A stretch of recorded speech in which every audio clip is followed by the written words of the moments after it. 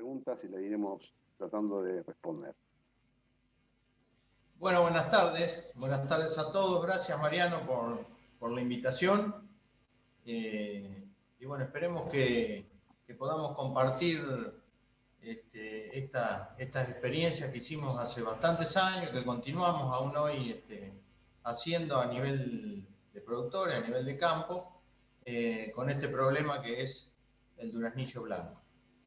Yo siempre cuando doy estas charlas, quiero dejar aclarado algo. De lo que vamos a hablar hoy es de una forma o un método de control del duraznillo blanco, un método de control químico. No estoy hablando de una solución al problema del enteque, porque en realidad eso no está medido hasta el día de hoy. Sí sabemos que con el equipo que nosotros probamos, las pruebas que hemos hecho, los equipos que estamos tratando de desarrollar, hemos logrado controles muy buenos sobre la planta, de más del 80%, o en promedio de un 80-85%, pero no hemos podido hacer con la misma metodología, el mismo seguimiento y las mismas mediciones, controles sobre lo que sería la hacienda.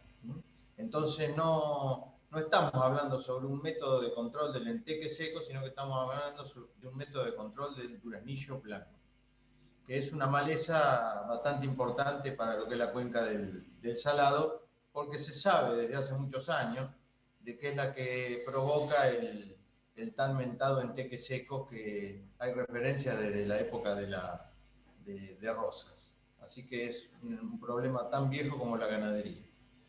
Por lo menos en nuestra zona, en la cuenca del Salado inicialmente, y que luego se fue desparramando hacia casi, te diría que la mayoría del país. Lo que vamos a ver hoy, tratando de hacerlo lo más compacto posible, voy a hablar un poco de las características de la planta, aprovechando una tesis de grados de una profesora de la Universidad de La Plata, que es la doctora Marta Ronco, que hizo una tesis sobre la ecofisiología del duraznillo, y de ahí saqué alguna información. Y es muy importante conocer la planta para después determinar lo que sería el método de control. Y después vamos a ir viendo distintos antecedentes que hubo sobre el control de la planta que se intentó, y mostrar algunos resultados de los trabajos nuestros, para finalmente ver algunos equipos que se han probado y que hemos ido usando y descartando hasta quedarnos con un posible diseño en desarrollo que tenemos con el ingeniero Marcelo Braco, que está en Ayacucho, y él diseñó un equipo un poco más versátil, como para ver en la práctica qué se puede hacer con este problema. Así que vamos a avanzar un poquito con ese tema. Cualquier cosa me avisa.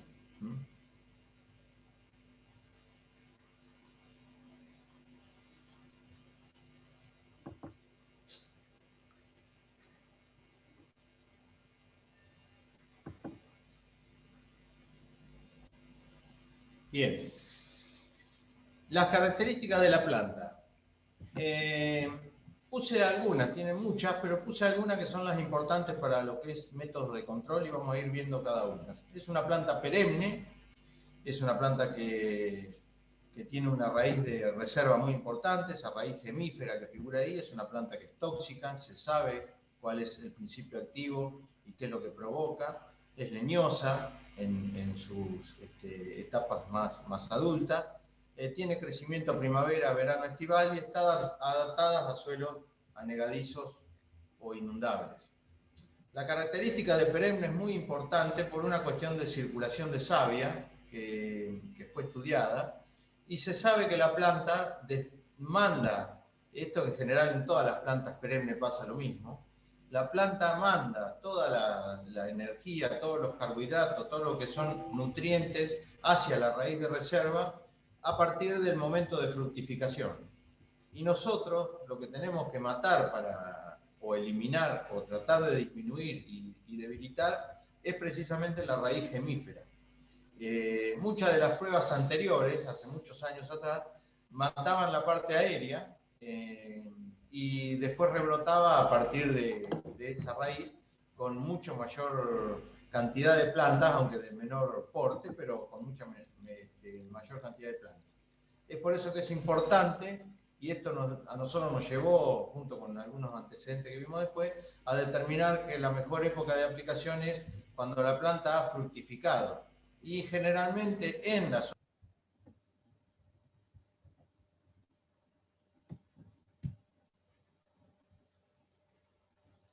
Te silenciaste. A ver si se escucha ahí. Ahora sí.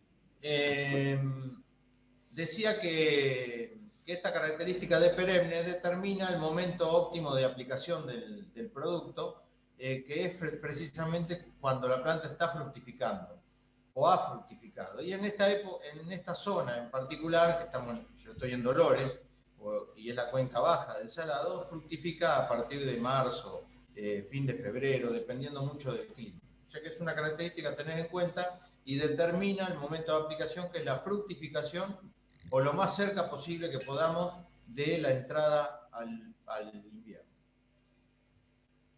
La raíz gemífera es un órgano muy importante, es un órgano de reserva. Nosotros en algún momento llegamos a buscar la raíz por bajo tierra y llega a tener 6-7 metros de largo, y en un momento que cortamos material de esta raíz de reserva para una gente que estaba haciendo un trabajo sobre el principio activo y la planta, por cada 2 centímetros de corte tiene 4 o 5 yemas que se activan inmediatamente, que se rompe la dominancia apical, es decir, cuando la planta está, como se ve en la varita, para arriba, tiene lo que se llama dominancia apical y se inactivan las otras yemas, las que están por debajo de esa.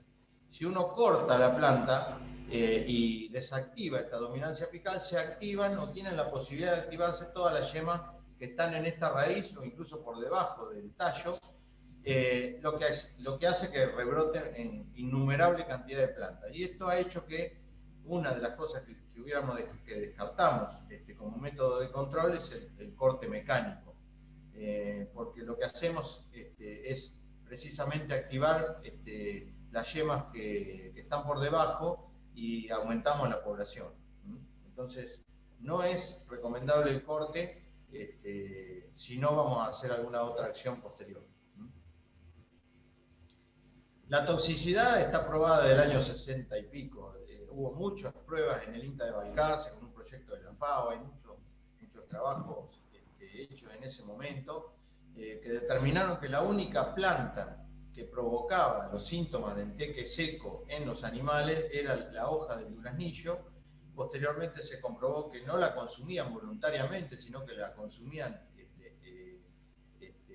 involuntariamente, como se ve ahí en la foto, sobre el pasto. Tenía mucho que ver el pastizal natural sobre el cual caían las hojas, y posteriormente se fueron descubriendo algunas otras cosas, como es cuál era el principio activo que provocaba todos estos síntomas, cuáles eran los síntomas, cuáles eran los efectos sobre las articulaciones y los órganos blandos de los animales, que presentaban en general en la cuenca del Salado, en verano, sobre todo en diciembre, enero, animales con ese tipo de problema, que es muy conocido acá en la zona.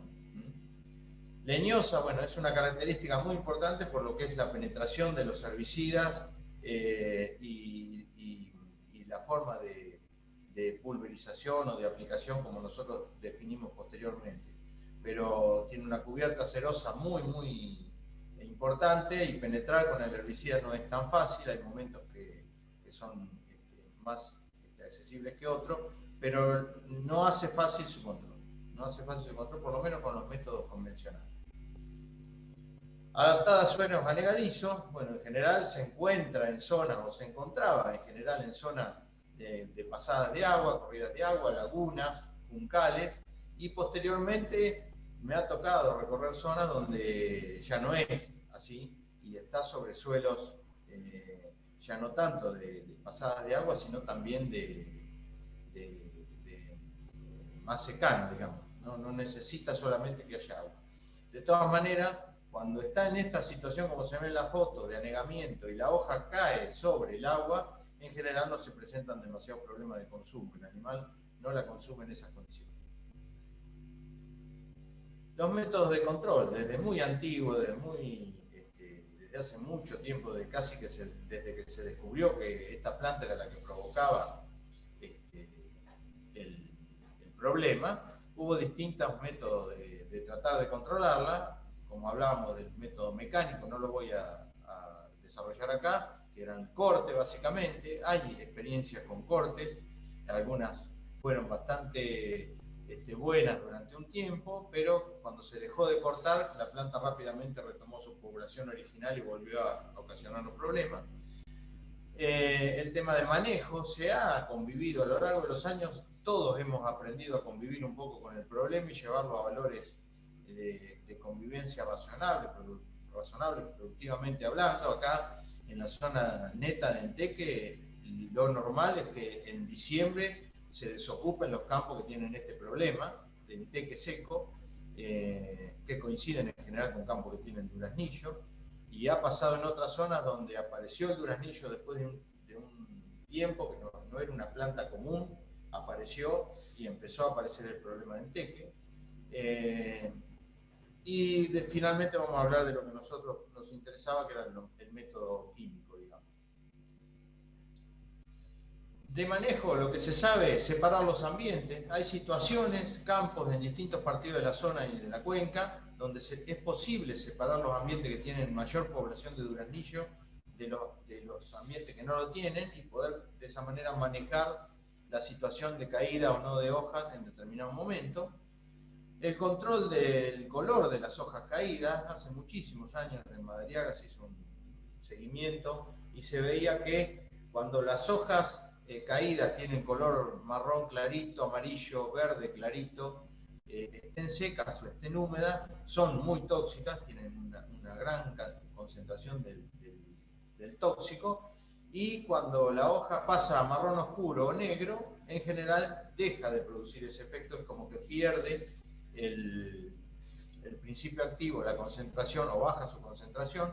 En realidad eso todavía no se sabe bien, pero no provocaba el efecto. Y de hecho eso ha hecho durante muchos años por experiencia, es salir de las zonas de Enteque en diciembre, cuando la hoja en general, las hojas más viejas empiezan a caer, y durante todo el verano caen, sobre todo en años más secos es peor todavía, y entrar cuando la hoja ya está casi toda caída, que también ha cambiado eso con el tema del clima. Antes era común acá escuchar el 1 de mayo llego la hacienda a los campos entecadores, porque ya estaba toda la hoja caída y podrida, y hoy eso no pasa tan así. Hoy ha cambiado mucho toda la dinámica de la población del duraznillo, con un tema de hay años con menos heladas, distintos años con mayor o menor humedad, y eso cambia mucho. Y también ha cambiado la incidencia del enteque en algunos campos que eran muy entecadores, y a raíz de cambios en el manejo, del sistema de producción, de la sanidad, de la calidad del agua, de muchos factores, han dejado de tener ese problema, por lo menos con valores tan altos como tenían antes. Acá era muy común que hubiera de cada 100 vacas, 25 o 30 vacas de descarte o novillos de conserva, y eso ha cambiado. Lo otro que se supo y se hace durante mucho tiempo es rotativo, es decir, rotar los animales durante todo el verano en distintos potreros, que no estén mucho tiempo seguido en el mismo potrero, sino que vayan cambiando, y eso también ha disminuido la incidencia. Y bueno, por último, cambios en la rutina de alimentación, como puede ser la inclusión de verdeos de verano, como el sorgo, algunos maíces, algunos incluso a la suplementación. Pero esto es muy por arriba, no vamos a ahondar mucho más en esto.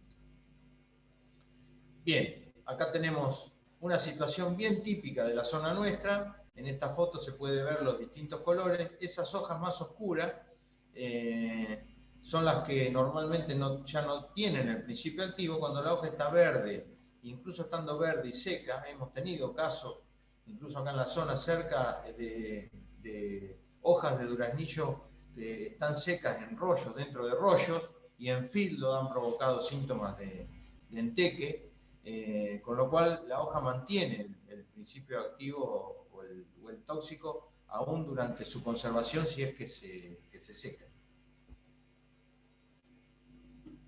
Perdón.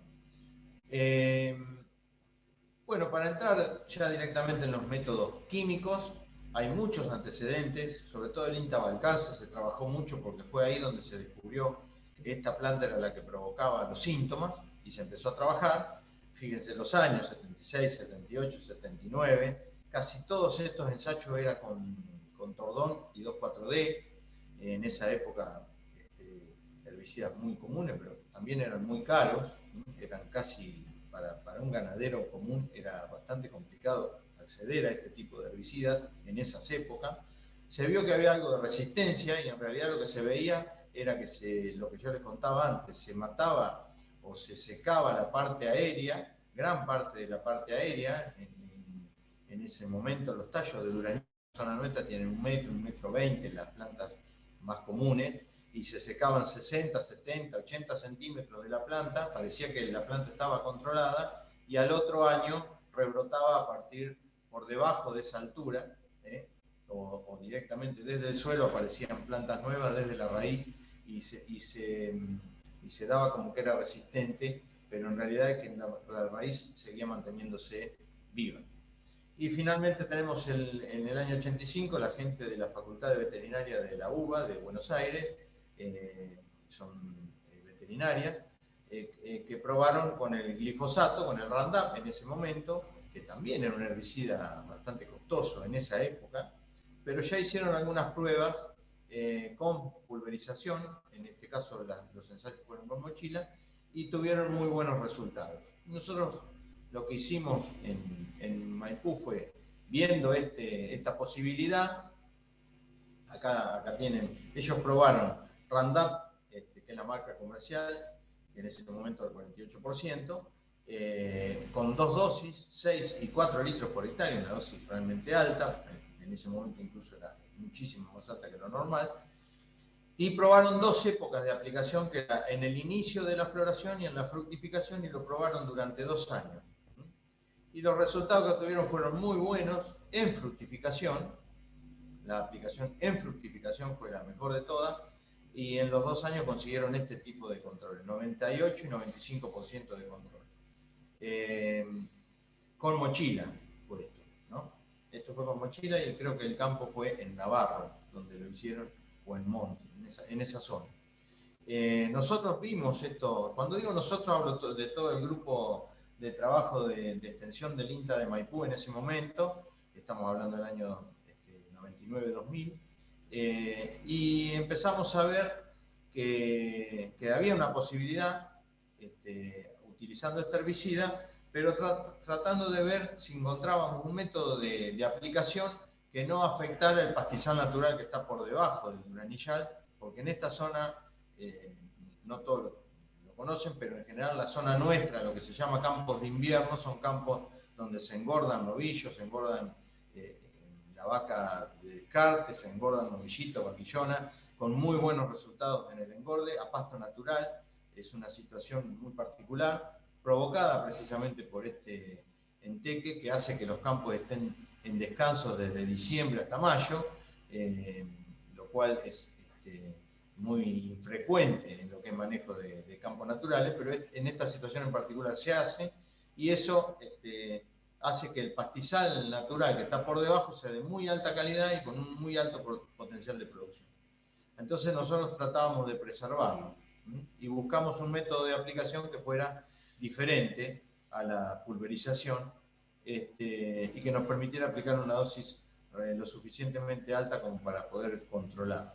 Así que descubrimos este equipo, que está en la presentación, en la foto, que es un rolo que comercialmente todavía existe, la firma todavía lo fabrica, que no era para esto, no estaba pensado para el duranillo, sino que estaba pensado para la soja cuando no era resistente al glifosato. Y bueno, nos pareció que era interesante probar este equipo. El grupo compró a través del INTA, compró este equipo, lo adaptamos al tractor. Como lo ven ahí, es un rodillo recubierto con una alfombra, tiene 4 metros de ancho, tiene un motorcito eléctrico que lo hace girar, en general gira en contra del sentido de avance, y que provoca como un pintado de la planta, en la medida que va pasando, se puede llevar casi a ras del piso. Tiene por encima una barra pulverizadora que va mojando la alfombra y que uno la puede activar desde la cabina del tractor. No es que va prendida todo el tiempo, sino que uno va controlando el mojado de la alfombra. Es bastante artesanal la aplicación, no tiene ningún tipo de regulación por sensores ni nada que se le parezca, simplemente uno se tiene que hacer al ojo de acuerdo a la cantidad de duraznillo que hay, si lo va mojando más o menos, regulando el consumo, y lo que hace es una aplicación bastante eficiente, como un pintado de la planta con una dosis muy alta, con lo cual nosotros empezamos a probar estas situaciones en los campos de la zona. Nosotros hicimos algunas consultas a la gente de terapéutica de Balcarce, nos recomendaron utilizar una dosis muy alta, una concentración del 30 al 33%, finalmente decidimos utilizar la concentración del 33%, es decir, en 100 litros que tiene el tanque de la máquina, metíamos 33 litros de glifosato, en ese momento Roundup, y 67 de agua, solamente con eso, y empezamos a buscar el momento de aplicación en la fructificación. Y lo que hacíamos, fíjense, en esa foto es un campo en Madariaga, y lo que hacíamos es, sobre la pasada del tractor, marcar lo que se llama una transecta, una línea fija, donde contábamos la cantidad de plantas en el momento de aplicación. Ahí no sé si se alcanza a ver el detalle, unas líneas, marcábamos en el centro de la pasada del rodillo para asegurarnos que habíamos pasado por ahí, y en un primer momento también medíamos sobre la rueda del tractor, porque la rueda se moja con el producto y provocaba algún efecto sobre el pastizal, pero también medirlo. Y ahí contábamos la cantidad de plantas vivas que había en el momento. Acá tenemos una foto. Lo que normalmente hacíamos es contar la cantidad de tallos con ese aparatito que nosotros le llamamos duraznillómetro, que tiene 50 centímetros de ancho, y hacíamos transectas de normalmente 50 metros de largo, y contábamos en el momento de aplicación la cantidad de plantas. En diciembre, en el momento de aplicación, generalmente fue marzo, abril, ahora vamos a ver los distintos trabajos, íbamos a contar nuevamente en diciembre para ver los rebrotes o la aparición de plantas nuevas, y al año siguiente volvíamos a contar, y en algunas situaciones hemos ido a contar 4 o 5 años después para ver cuánto era la duración del efecto del control. Bien, finalmente para hacer las primeras pruebas, hicimos un primer ensayo en lo que se llama el establecimiento del Algarrobo, que era en Maipú, y después empezamos a probar con el rolo en distintos establecimientos de productores, con el equipo nuestro, pero en campos de productores. Lo que decidimos desde el punto de vista de la aplicación fue utilizar esta concentración de glifosato al 33%, vuelvo a insistir, en 100 litros de mezcla usábamos 67 de agua y 33 de glifosato, o Roundup, y en lo más cercano que pudiéramos a la fructificación. Esperar todo lo que pudiéramos que la planta fructificara. No es fácil, la planta no fructifica todos los años en la misma época, incluso hay años que no fructifica, pero cuando no conseguíamos o no ocurría la fructificación, demorábamos la aplicación todo lo que podíamos en marzo, abril, mientras hubiera hoja en la planta, que la hoja estuviera todavía en la planta y que no hubiera demasiadas heladas.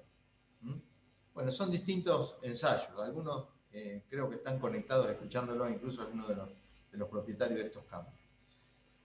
En el Algarrobo fue el primer ensayo exploratorio que le llamamos nosotros, donde hicimos una prueba en cobertura total con 6 litros con la pulverizadora, y con el rolo químico probamos la dosis que nos había recomendado terapéutica de Balcarce al 30%, una pasada sería del rolo químico, y probamos aumentar la dosis, y en vez de aumentar la dosis lo que hicimos fue una doble pasada con el rolo químico.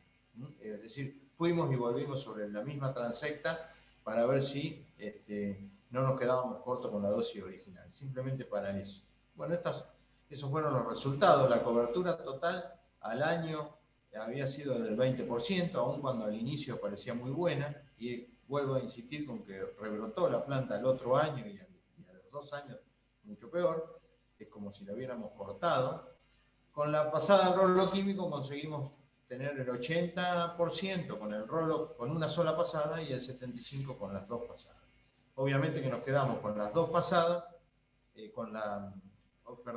nos quedamos con la pasada del rolo químico y con la mezcla del 33% en fructificación. Este ensayo fue en marzo-abril. Simplemente un detalle de la época de aplicación. La aplicación fue el 6 de abril del año 99, la medición fue el 7 de marzo del 2000 y eso fue lo que encontramos, ¿no? Y con eso nos quedamos. A partir de ahí decidimos hacer una pasada del rolo químico con glifosato al 33%, marzo o abril, lo que nos permitiera el tiempo, digamos. Es una ventana muy corta de aplicación lo que tiene, porque también puede pasar que en esa época empieza a llover mucho y todos los potreros que uno quería hacer control se inundan y realmente no nos deja hacerlo. Entonces es una ventana muy cortita de aplicación. En el establecimiento del Carmen de Maipú también, muy cerquita de Maipú, también hicimos esta prueba y nos dio el 80%, volvimos a repetir los resultados. La Oración es un campo ahí también cerquita de Maipú, y este fue el único campo donde prácticamente agarramos todo el duranillal fructificado en ese momento, en el año 2000, y fíjense, el control fue del 99%.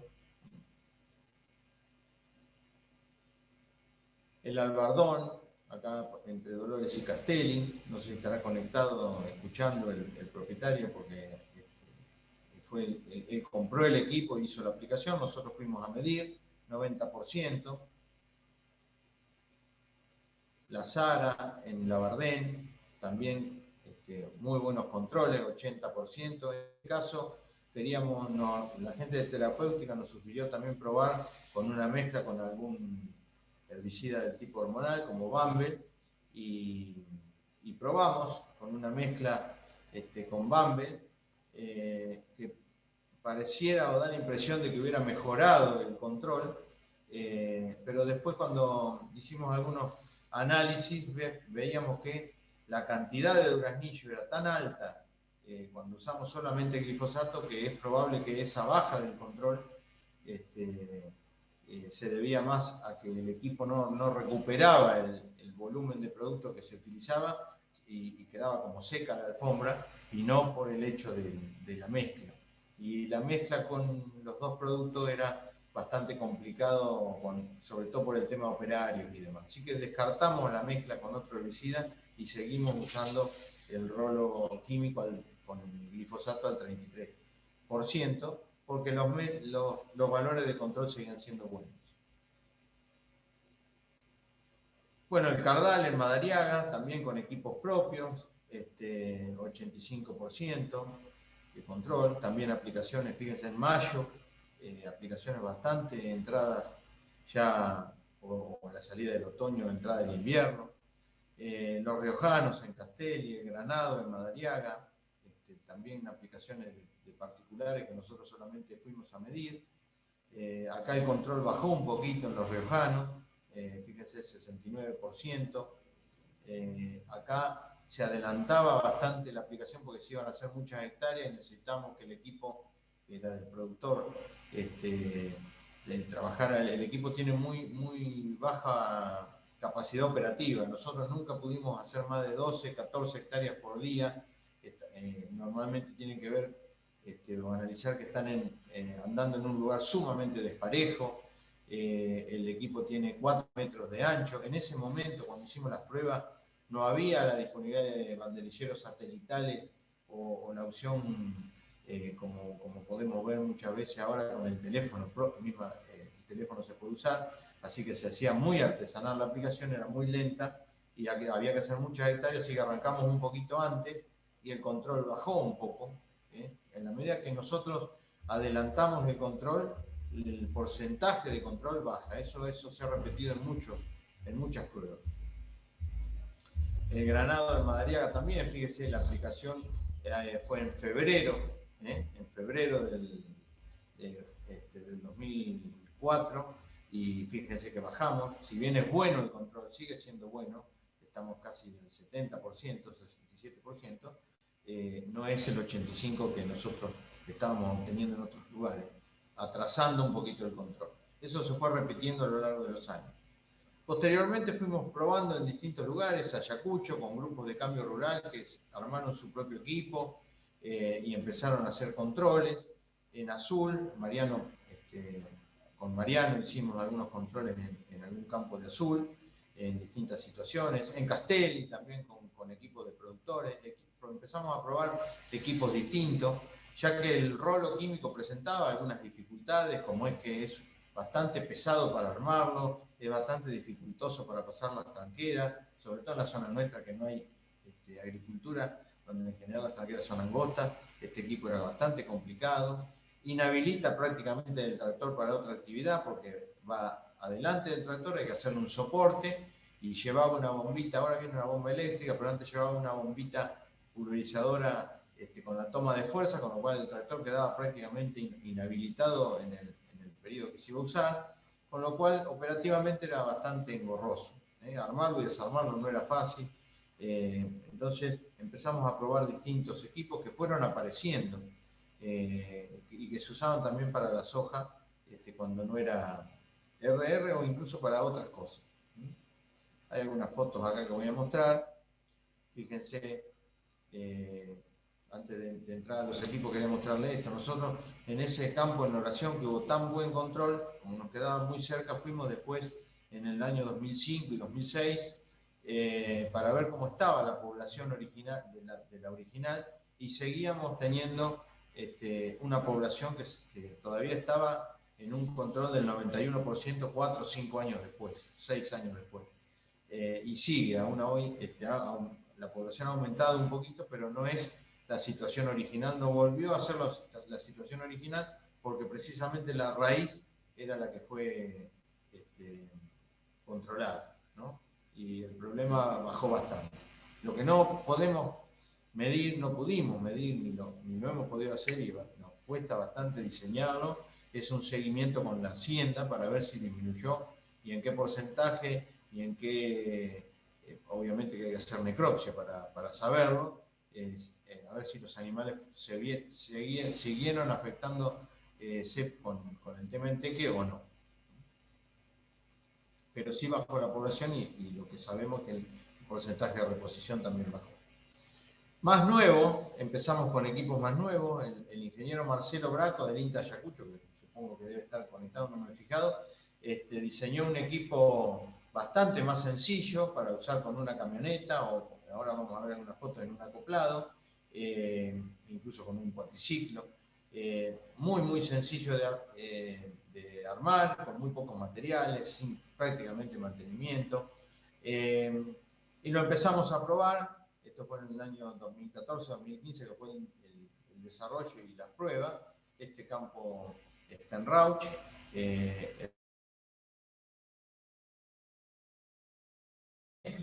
Y tratando de volver a de controlar el consumo, y ver de que fuera el control muy parecido al rolo de Barwood. Y bueno, más o menos lo fuimos ajustando. La regulación del consumo se hace a través de una canilla, y bueno, la aplicación fue en marzo y la medición de diciembre, y tuvimos un control del 70%. Esta fue una de las primeras pruebas que se hizo con este equipo. Después fuimos haciendo otras con los grupos de cambio rural de ahí de Ayacucho y en Rauch, y fuimos viendo que la aplicación se repetía y el control también se repetía con un equipo que era mucho más sencillo, y empezamos a probar por este lado con un equipo que fuera un poco de uso más masivo, porque en rolo realmente se dificultaba la aplicación por los productores, porque era difícil de acceder a un equipo de eso, era difícil de regular, difícil de armar. Veíamos que era bastante complicada la parte operativa. Entonces, la Sultana en el 2015 también con la gente de Rauch y Ayacucho probaron y obtuvieron el porcentaje del 84%. En el Recreo, es un campo acá en Conesa, en Tordillo, en la zona netamente de Enteque, con serios problemas. Tuvimos la posibilidad acá de probar los dos rolos, el rolo que había diseñado, o que diseñó Marcelo Brasco, del INTA, lo que yo le pongo rolo INTA, y el rolo Barbuy, utilizando la misma concentración, en el mismo momento, hicimos unas transectas apareadas, y logramos un muy buen control en los dos casos. En el caso del rolo INTA, tal vez un poquito mejor. El control no es una diferencia muy significativa, pero es un poquito mejor. Posiblemente por el tema de consumo, ya que había mucha, era un pajal en ese potrero y eso afecta un poco el consumo. Este método de aplicación tiene la ventaja de que no tiene deriva, no tiene goteo, se puede aplicar en cualquier momento, pero la desventaja de que en situaciones de mucho follaje en contacto con el rodillo, el consumo obviamente aumenta. Nosotros en todos los casos que hicimos prueba, el consumo de la mezcla en la mayoría de los casos, obviamente que varía de acuerdo a la población del duranillo y de la planta que se van tocando, pero nunca superamos los 14 litros por hectárea de mezcla estamos hablando. En general siempre anduvimos ahí y si la población, o no hay pajal o no hay malezas, la población de duranillo es relativamente baja, es esa cantidad baja, pero nunca superamos con el rolo Barbuy esa cantidad de consumo de mezcla. Con el rolo de INTA, que le digo yo, de la camioneta, por ahí sí, porque chorrea continuamente y como cae por gravedad, la mezcla va cayendo continuamente sobre el rodillo y por ahí se supera un poquito ese consumo, pero no ha sido nunca muy superior a esos valores. La estancia Yamaguida es una estancia bastante grande y conocida en Maipú.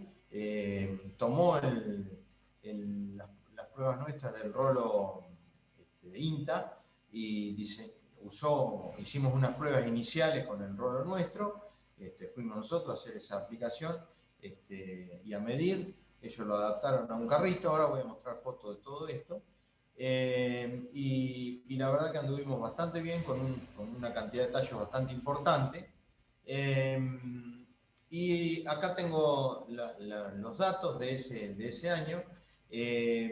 Fíjense que prácticamente las mismas poblaciones de duraznillo en los dos casos, y hay uno que tenía un corte previo. Ellos habían cortado el potrero para limpiarlo y nosotros hicimos mediciones en los dos sectores. Un sector con el duraznillo con un corte previo y otro sin el corte previo.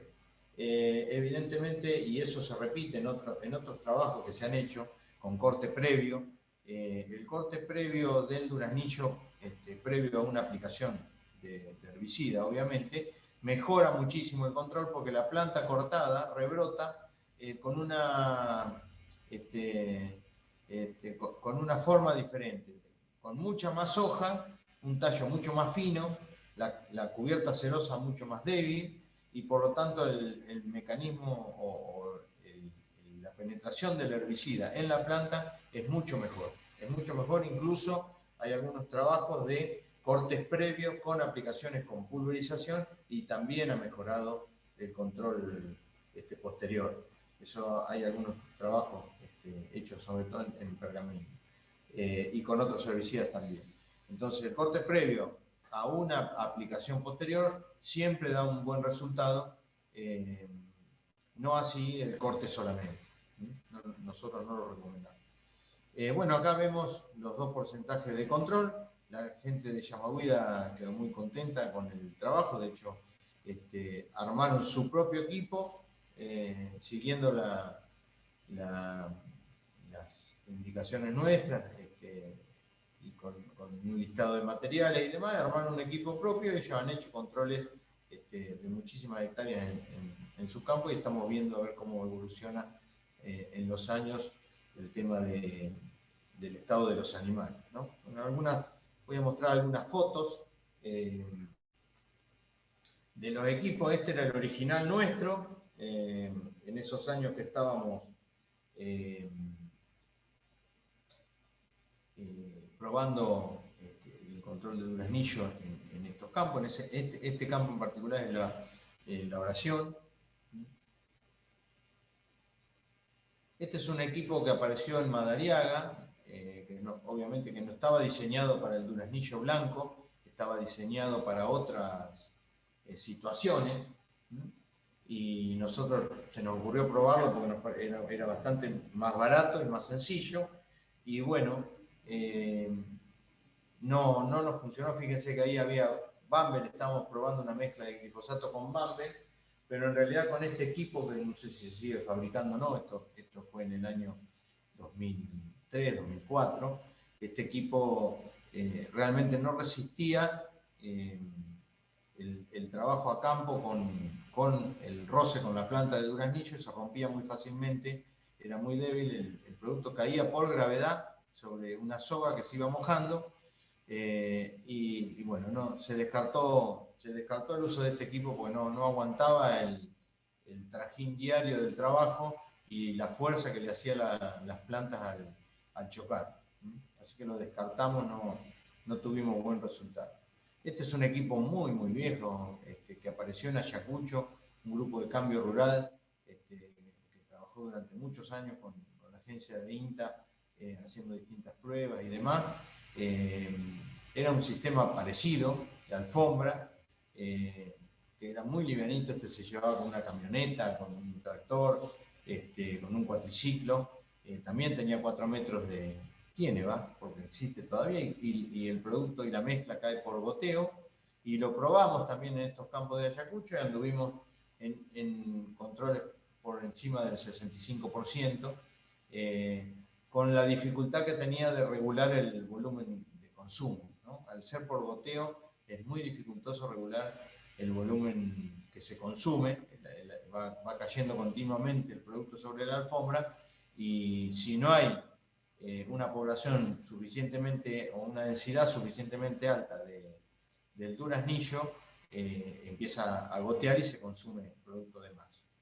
Pero anduvo bien igual el control, y de hecho el grupo después armó otro equipo con un sistema similar, que era más fácil de transportar y con un poquito más de tecnología, pero anduvo bien en cuanto al método de control. Este es otro equipo también de la misma época que el rolo químico, que es el equipo de sogas, algunos lo habrán escuchado nombrar, en la misma época. Tienen unas sogas que se alcanzan a ver ahí en detalle, unas sogas plásticas que se mojaban por gravedad. El producto cae por gravedad, va mojando la soga, y esos triángulos van enganchando las plantas y las van mojando. Esto tampoco era para el duraznillo, esto fue básicamente para maleza en soja, sorgo de Alepo, sobre todo. Y nosotros lo probamos en un campo en la India, en Castelli. El dueño lo había conseguido, tiene 6 metros, un poco más ancho, también va en el frente del tractor y cae por gravedad el producto. Pero cuando lo probamos, vimos que tenía una dificultad que le encontramos, es que las sogas se secaban muy rápidamente. En la medida que empezaban a tocar las plantas por contacto, el producto se consumía, y era muy difícil la recuperación de la humedad de la soga por el consumo, y obviamente se bajaba la dosis. Entonces se le hicieron algunas modificaciones, como ahí se pueden ver, este pico pulverizador con una bombita eléctrica, de manera que mojaba esa alfombra que se ve colgada por detrás. No sé si se alcanza a ver ahí con la flechita. Esta alfombra se agregó después para lograr un mejor mojado. esa alfombra se mojaba con estas pastillas pulverizadoras, con una bombita eléctrica, que está acá, y se logró un poquito de mejor control, llegando ya al 60%, pero nunca tampoco anduvo demasiado bien por el consumo, siempre nos quedábamos cortos con las dosis, en estos casos, porque el equipo es como que donde había alto consumo de productos se secaba muy rápidamente y no se recuperaba, y de hecho se dejó de usar. Yo siempre pongo esta foto porque no sé si alcanzan a ver acá el detalle de lo que es el pastizal natural abajo, ¿no? Por eso es que nosotros no queremos controlar ese tipo de vegetación, no queríamos chorrear ese tipo de vegetación con glifosato y quemado. Bueno, después, ya en el año 2017-2018, hicimos con la gente de la Sociedad Rural de Dolores, el municipio de Dolores y la Escuela Técnica de Dolores, de donde está la foto, con los profesores, los directivos de la escuela, que a través de la escuela, a través de la cátedra de diseño industrial y de construcción, los chicos y los profesores diseñaran un equipo que fuera más versátil, más fácil de trabajar, más accesible, más barato, que no necesitara exclusivamente de un tractor para moverlo, y que fuera de fácil regulación y demás. Y la verdad que salió una cosa bastante interesante que todavía está en desarrollo, que es este equipo que se ve acá en la foto, que la idea era tirarlo con una camioneta o con un cuatriciclo. El mecanismo de aplicación es lo mismo, es una alfombra o un rodillo. En este caso, los chicos lo hicieron con rodillos de pintor, bastante más chico el diámetro, pero diseñaron un mecanismo de aplicación bastante curioso y novedoso y que funcionó bien en las pruebas que hemos estado haciendo, que se activaba la aplicación sobre los rodillos, o el mojado o la recuperación del producto se activaba con un sistema eléctrico al tocar la planta de duraznillo. El contacto con la planta de duraznillo o con una maleza que hiciera fuerza sobre un pulsador activaba la recuperación del producto y eso regulaba el consumo. Y la verdad que estamos ajustándolo todavía, pero es un sistema que está funcionando bastante bien y que es muy novedoso. Todavía en desarrollo, obviamente. Esto es todo diseño de los chicos y los profesores de la escuela. Ha sido un trabajo bastante interesante en conjunto de 4 instituciones, con muchísima colaboración de la rural y de la municipalidad. Nosotros aportamos todo lo que era el conocimiento que teníamos del equipo, la parte práctica, la parte del traslado del equipo, de la liviandad, de la rusticidad, y ellos fueron diseñando, de acuerdo a lo que nosotros les decíamos, de qué forma se podía armar un equipo de este tipo. Tiene también 4,5 metros, 5 de ancho, para transportarse se pliega. Acá hay un detalle, estos como planchuelitas que se ven acá, son las que van colgando y se activan cuando se ponen en contacto con una planta, con una maleza. Nosotros nos interesaba el duraznillo, pero puede ser cualquier maleza que tenga altura y resistencia, y activa un pulsador que está por debajo de este sector, toca un pulsador eléctrico que activa unas bombitas que mandan producto a los rodillos con presión y mojan y mantienen el mojado. Y uno puede regular el consumo de acuerdo a la cantidad de planta y de acuerdo a la cantidad de planta que va tocando la máquina. Es casi como si fuera un sistema automático de aplicación. Es fácil de transportar, tiene el ancho de una camioneta. La idea es que acá estamos con un equipo que está todavía en desarrollo. Este equipo lo estamos probando recién ahora, tiene mucho por hacer, y en el caso nuestro, el tema de la pandemia, la escuela no estuvo activa, por lo menos presencialmente con los chicos en todo el año, así que estamos detenidos con eso, pero el equipo está construido y está en la etapa de pruebas y de ajuste. La verdad que ha resistido bastante el trabajo diario. Está diseñado como para que esta batería eléctrica se cargue con una pantallita solar, que sea una máquina autónoma. Tiene unas bombitas eléctricas que son muy sencillas, todos los repuestos son muy fáciles de reemplazar, son cosas comunes que se encuentran en un pueblo como el nuestro. Ahí está el profesor, se regula en altura y a través del retorno y de la presión de las bombitas se maneja también el caudal. Es una máquina que, vuelvo a insistir, está en diseño y desarrollo y que estamos detenidos ahora por este problema. Acá no sé si alcanzan a ver las bombitas. Los chicos y los profesores también diseñaron que se pudiera activar por sectores. Es decir, que la máquina trabaja por sectores, no se activan todos los sensores en el mismo momento, sino que puede ser que la parte derecha o izquierda de la máquina estén trabajando juntas o solas, de acuerdo si están tocando o no las malezas. Entonces mejora muchísimo lo que es la aplicación, es más selectiva todavía, solamente se va mojando lo que va activando el mojado y se recupera solamente esa parte, con lo cual se regula muy bien lo que es el chorreado o el goteo de la máquina sobre el pastizal, cosa que nosotros no queremos afectar. Bueno, ahí tienen otro detalle, en este caso la estábamos probando en una camioneta, en un campo en Dolores. Fíjense, ahí se pueden ver los sectores distintos de la máquina que se pueden plegar. Cada uno de estos sectores se moja en particular de acuerdo a si se activan o no, si tocan o no una planta problema, en este caso duraznillo. Pero también se activa con un cardo, con un junco. Hay otras malezas que pueden ser utilizadas también o que pueden ser controladas con este mecanismo. Bueno, el equipo que yo le llamo Rolo INTA, que vimos los resultados acá, hay un videíto que lo explica bastante bien y lo voy a poner como para que lo puedan ver.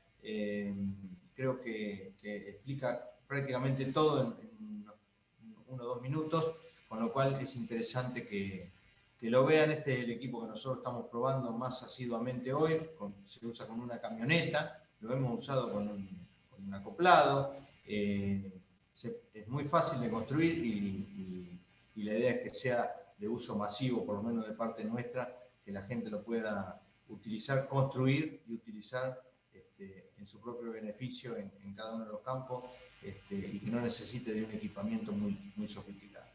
Voy a tratar de ver si pasa el video para que lo puedan ver.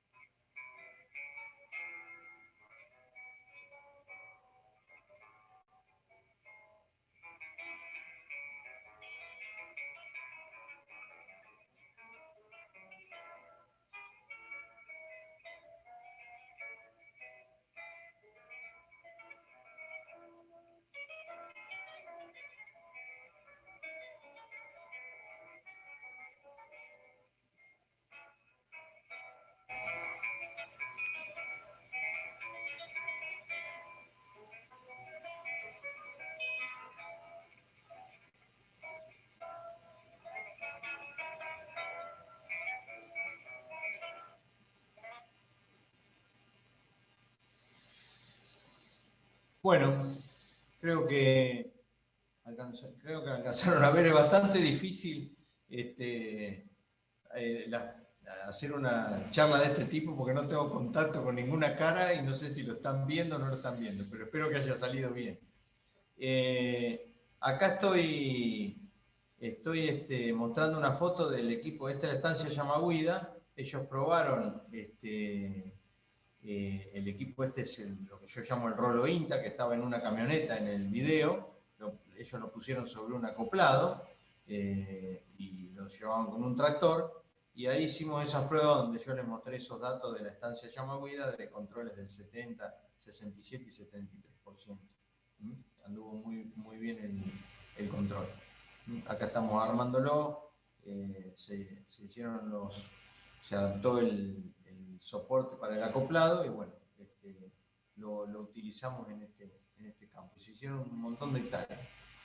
Ellos después, en la misma estancia, diseñó un equipo para ellos, ya lo tienen disponible, lo construyeron siguiendo las indicaciones nuestras y a través del ingenio de un herrero. No es una cosa muy sofisticada. Tenían algunas cosas como era el chasis con los ejes, y adaptaron el tanque y los rolos, y el año pasado ya usaron su propio equipo y lo están usando en estos años también.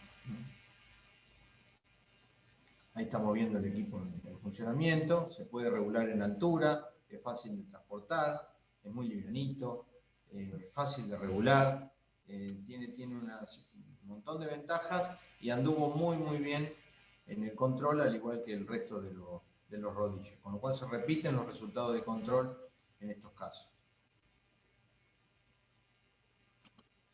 Bien, ya para ir terminando, como planificación que tenemos de acá para adelante, seguir con el desarrollo de estos equipos operativos, equipos que estén más acorde a las situaciones de nuestros productores, equipos que estén más disponibles y más fácil, más accesibles para la gente que quiera comenzar a controlar este problema. Estamos haciendo mucho hincapié en lo que es el equipo que llamamos Rolo INTA con la camioneta, con la idea con Marcelo Braco de lograr un manual de autoconstrucción con un listado de materiales y algún video o algún tutorial donde cada uno pueda armar su propio equipo, ya sea para camioneta, para tractor, para acoplado, para cuatriciclo. Y estamos en trabajo, seguimos en trabajo con la escuela técnica como para ir puliendo y probando y dejando en óptimas condiciones el equipo de la escuela, que ya será un equipo que tiene alguna registración, algún tipo de patentamiento, que también está cumpliendo con lo que nosotros consideramos que es no negociable, como es el mecanismo de aplicación selectiva, que tiene un montón de ventajas para nosotros, como es que solamente controlamos la maleza problema, que no afectamos el tapiz vegetal que está por debajo, y que permite mantener el potencial productivo de esos campos, que realmente es muy bueno. Bueno, creo que acá estamos terminando. Desde ya les agradezco la atención y espero que haya sido de utilidad. Voy a dejar de compartir la pantalla como para responder algunas preguntas. Tengo que preguntar si eso se vende en algún lado. Desde ya, muchas gracias. Ahí va a preguntar a alguien. Sí, bueno, ¿qué tal? Bueno, hemos recibido algunas, ¿me escuchan bien? Hay algunas preguntas de Daniel, que referido justamente a una de ellas era el comentario que recién se escuchaba. Respecto al corte previo, Daniel, ¿cuánto antes o cuántos meses antes se puede hacer antes de realizar el control? O sea, ¿conviene hacerlo? Bien, ¿se escucha? Sí, se escucha. Perfecto. Bien. Normalmente el corte previo, nosotros lo que hacemos acá en esta zona, lo recomendamos cuando son duraznillos muy grandes, plantas muy grandes que ya sabemos que van a provocar un consumo muy alto de producto y la aplicación por un tema de altura va a ser casi toda sobre el tallo. Y en ese caso lo que recomendamos es cortarlo en noviembre, cuando empezó el rebrote, hacer el corte de limpieza en ese momento, noviembre, de manera de que, además de cortarlo, le damos tiempo a que rebrote desde abajo y también nos evitamos en ese primer verano la disponibilidad de hoja, porque lo que pasa normalmente después del corte es que el rebrote es bastante lento, a los 2 meses y medio, y casi que pasamos el verano sin oferta de hoja para el animal, con lo cual también estamos haciendo un efecto en ese año, por lo menos, sobre el consumo. Y el rebrote se va a producir en febrero, marzo, con una planta mucho más bajita, con mucho más parejo, toda la población va a ser mucho más pareja en altura, con mucha más hoja y mucho más nueva la hoja, con lo cual el control mejora bastante. Así que concretamente el corte sería en noviembre, inmediatamente después del rebrote, y la aplicación sería en marzo, abril, como siempre. En ese caso no va a fructificar la planta, seguramente no va a fructificar. Claro. Bueno, otra pregunta más. Si se había probado desmalezar, y luego la aplicación de una herbicida que conoceremos algunos, o lo habrás escuchado nombrar como Pastar, que es un herbicida de Dow, usándolo al 3%. Mirá, yo no descarto que haya otras opciones de control, Mariano.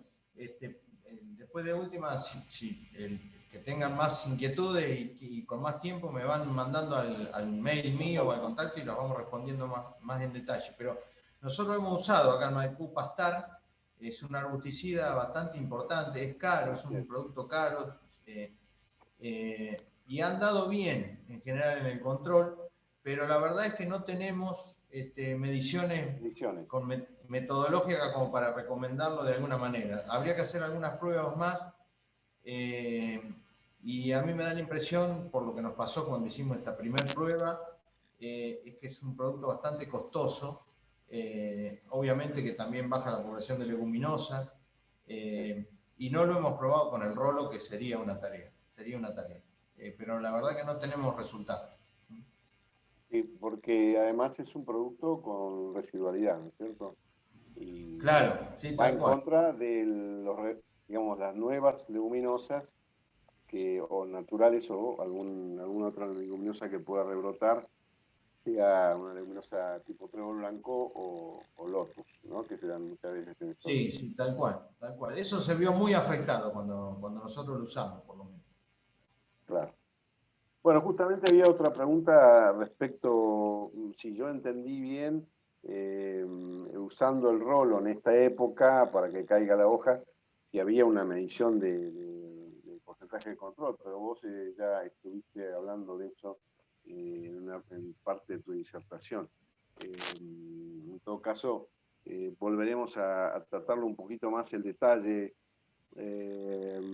Veré si puedo volvemos a repreguntar esto.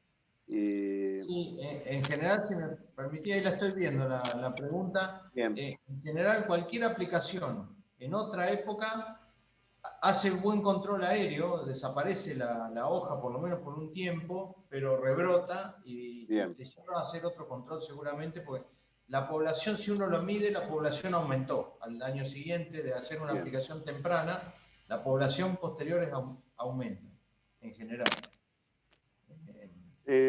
Ya se comentó antes, pero era justo cuando la primera que salió, que era si conocías, por supuesto, alguna máquina fabricada por alguna empresa en particular, o sea, si había una fábrica que se había dedicado a realizar la fabricación de esta máquina, pero bueno, no, también la contestaste, aún no está definido. No. La única que se vende comercialmente y creo que sigue en el mercado es Barbuy. Claro, Barbuy, sí. Y creo que se fabrica por pedido en este Sí. tipo de máquinas. Sí. Tengo también comentarios respecto de otra opción habla de, bueno, de cortar o lesionar la planta con una segadora delante del rolo para que tenga más contacto y no interfiera la capa acerosa que tiene inmediatamente, ¿no? Cortar. Perdón si me expresé bien, me refería como a raspar la planta para después pasar el rolo. Ah, rasparla, Sí. lastimarla, Sí, digamos. no cortarla, sí. Rozarla, lastimarla. En Bien. un momento probamos con el rolo picarrastrojo, que no la lastima, sino que la corta. Me pasó en Entre Ríos, en algunas pruebas que hicimos en las islas, que las plantas son realmente muy altas. Sí. Y es prácticamente como el corte.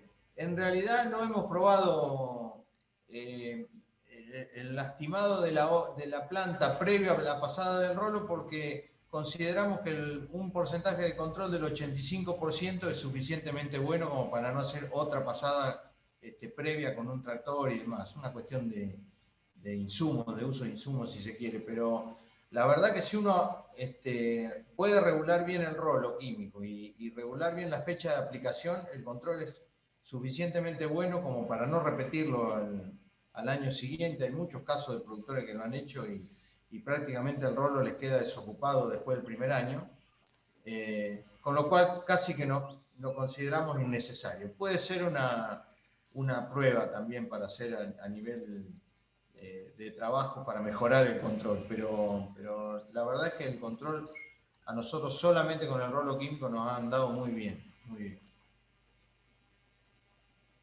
Bueno, por ahora no veo más preguntas. No sé si a alguien le ha quedado alguna duda en particular. Si no, como decía Daniel, nos puede enviar sus consultas o al mail de Daniel o a mi dirección, digamos en la plataforma de INTA. Así que escucho y si no, Daniel, ¿quiere decir algo más? No, yo quedo a disposición, mis contactos están o con vos directamente y estoy a disposición para los que quieran ahondar un poquito más en el tema, con mucho gusto. Bueno, muchísimas gracias, Daniel. Ha sido un gusto siempre volver a encontrarnos, aunque sea remotamente, pero realmente tus trabajos siempre han sido muy importantes y dedicados a tener resultados positivos en control de esta maleza que cada vez es más importante y causa mayores problemas, ¿no? Así que muy agradecido a todos los que participaron. Así que en lo que necesiten estamos a su disposición. Muchísimas gracias. Gracias a ustedes, saludos. Muchas gracias, Daniel. Gracias a todos.